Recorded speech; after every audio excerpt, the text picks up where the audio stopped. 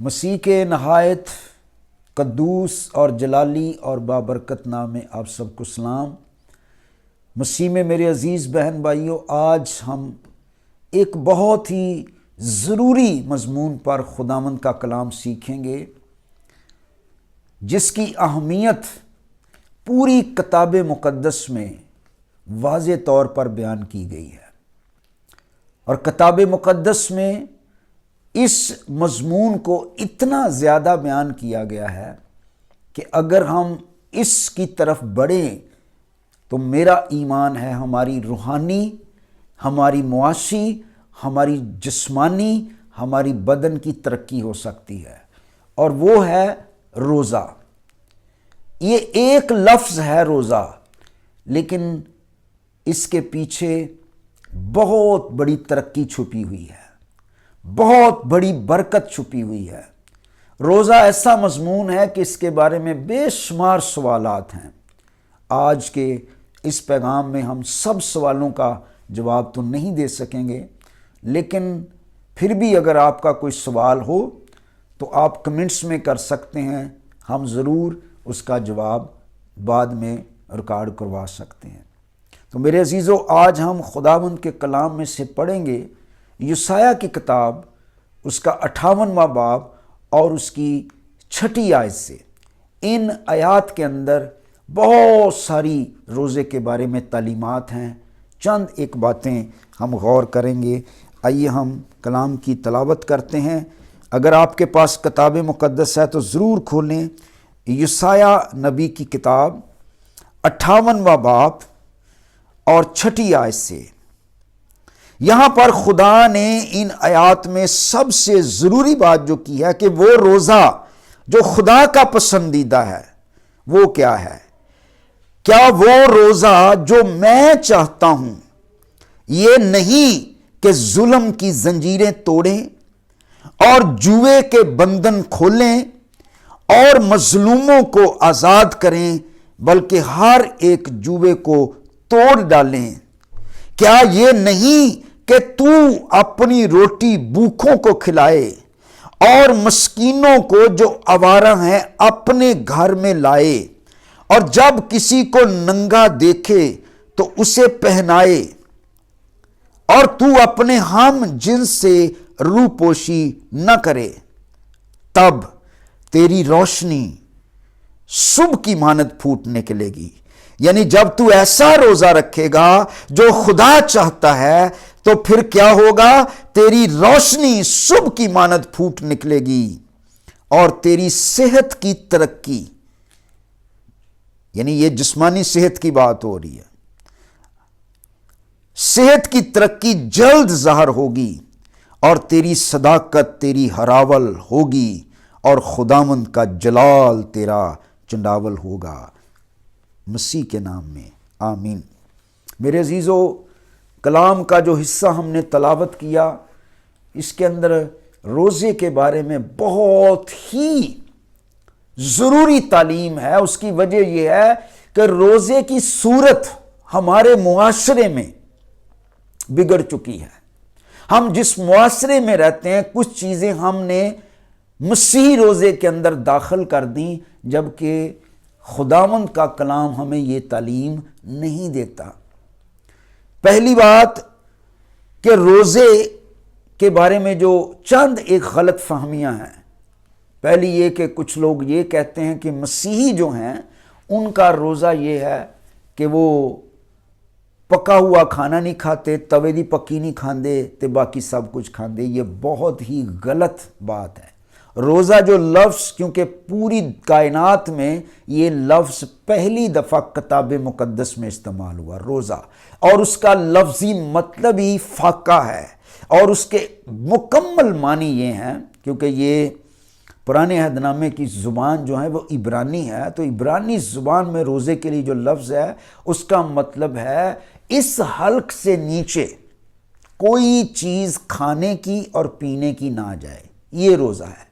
مسیحی روزہ میں نہ ہم کچھ کھا سکتے ہیں نہ ہم کچھ پی سکتے ہیں، یہ کتاب مقدس کی تعلیم ہے، اور اس غلط فہمی سے ہمیں نکلنے کی ضرورت ہے۔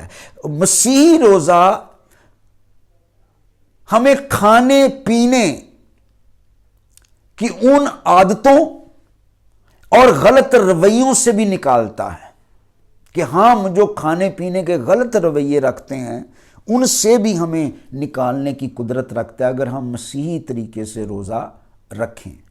دوسری بات کہ روزہ جو ہے اس کا ٹائم، کہ روزہ جو لفظ ہے اصل زبان میں اس کا مطلب ہے کہ غروب آفتاب سے لے کر غروب آفتاب تک نہ کچھ کھانا اور نہ کچھ پینا، یعنی آج سورج غروب ہوا، آپ نے روزہ رکھا اور اگلے دن سورج غروب ہونے تک روزے کا پیٹرن ٹائم ہے۔ لیکن اگر آپ اتنا لمبا روزہ نہیں رکھ سکتے تو پھر آپ طلوع آفتاب سے لے کر غروب آفتاب تک، یعنی صبح جب سورج نکلتا ہے روزہ رکھیں اور سورج کے غروب ہونے تک آپ روزہ کھول سکتے ہیں۔ یہ روزہ بھی کتاب مقدس میں رکھا گیا، لیکن روزے کا جو پیٹرن ٹائم ہے وہ غروب آفتاب سے غروب آفتاب تک ہے۔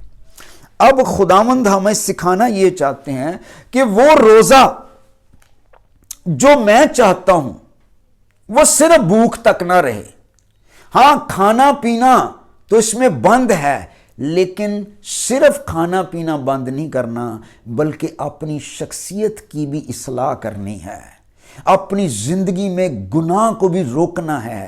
مسیحی روزہ جو ہے وہ ہمارے بدن کی خوراک کو بند کرتا ہے اور ہماری روحانی خوراک کے دائرے کھول دیتا ہے کہ ہم جسمانی طاقت کے ذرائع تو بند کر دیتے ہیں لیکن روحانی طاقت کے ذریعے کھول دیتے ہیں۔ اور روزہ دنیا کو دکھانے کے لیے نہیں، دکھاوے کے لیے نہیں ہے کہ ہم لوگوں کو، مسیح نے خود کہا جب تو روزہ رکھے تو ریاکاروں کی مانند اپنی صورت اداس نہ بناؤ۔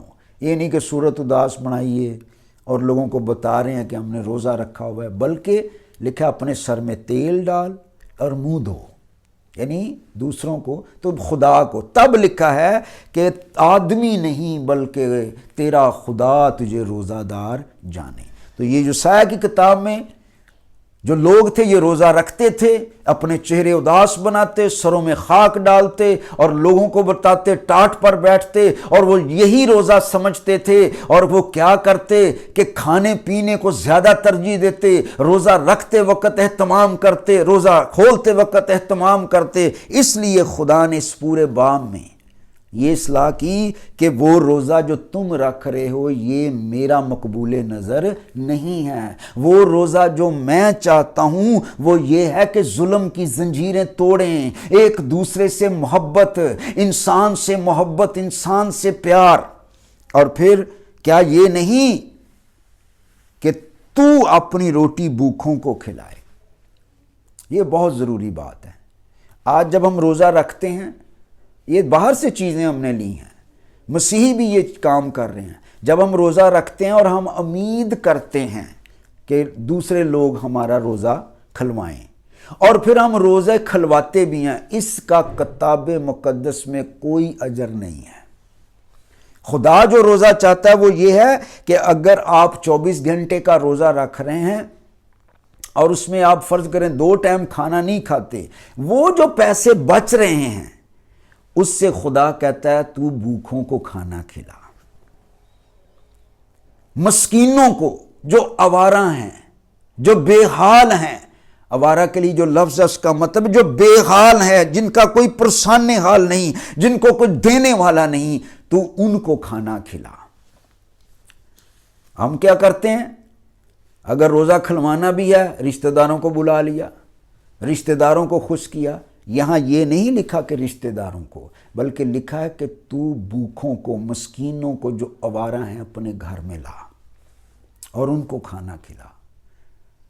کاش ہم وہ روزہ رکھیں جو خدا چاہتا ہے۔ مسیحی روزہ جو ہے وہ کھانے پینے کا معاملہ ہی نہیں ہے۔ ہم جب روزہ رکھتے ہیں تب بھی ہمارے ذہن میں ہوتا ہے کھانا کیا ہے، اور جب روزہ کھولتے ہیں تب بھی ہمارے ذہن میں ہوتا ہے کھانا کیا ہے، جبکہ روزہ تو خداوند کی حضوری، خداوند کے جلال، اس کی قدرت، اس کی برکت کی بھوک ہے۔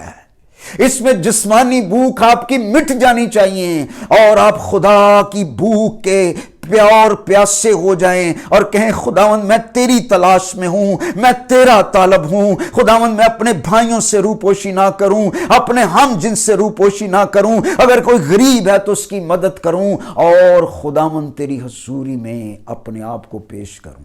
اور وہ روزہ جو خدا چاہتا ہے، اس کا پہلا سب سے ضروری یہ ہے کہ ہم اپنی روٹی بھوکھوں کو کھلائیں۔ دیکھیں اس وقت کیونکہ کتاب مقدس میں لکھا ہے روزے کے لیے ایک دن مقدس کرو، اور اس کا مطلب ہے ہفتے میں ایک روزہ رکھو۔ یہ 40 روزے جو مقرر کیے گئے، اس کی بھی کبھی ہسٹری بتائیں گے، لیکن یہ ہے کہ یہ 40 روزوں کے علاوہ ہم پورا سال بھی جب چاہیں روزہ رکھ سکتے ہیں۔ تو ہفتے میں ایک روزہ، یہ کلام کی تعلیم ہے۔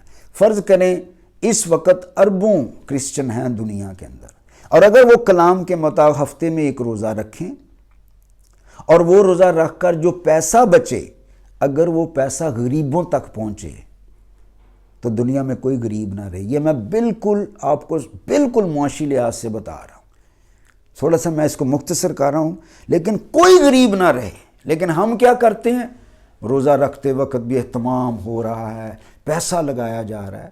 اب یہ جو گوشت روزوں میں نہ کھانا، یہ کوئی ایسی بات نہیں تھی، کلیسیا نے اس لیے کہا تھا کیونکہ یہ قیمتی خوراک ہے کہ اس پہ پیسے زیادہ لگتے ہیں، اس لیے کہا تھا کہ روزوں میں گوشت یا مہنگی خوراک نہ کھائیں۔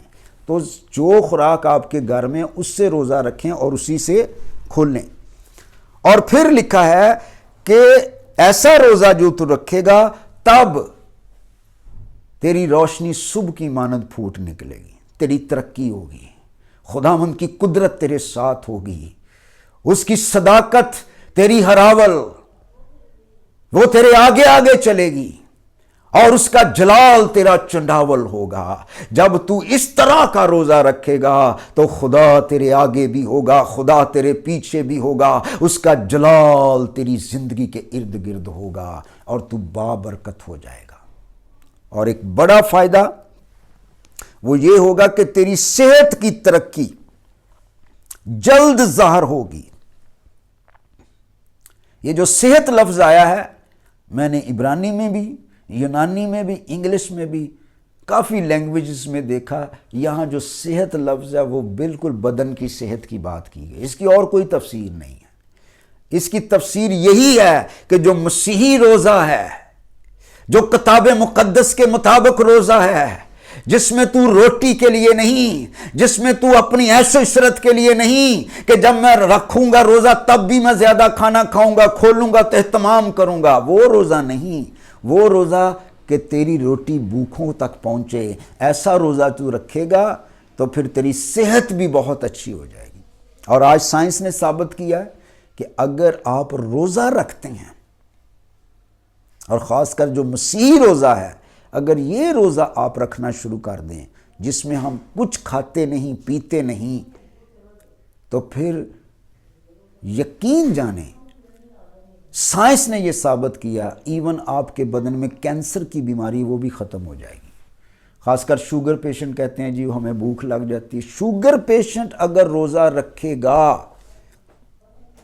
شوگر پیشنٹ، تو چند مہینے بعد اس کا پنکریاز ہی بالکل ٹھیک ہو جائے گا۔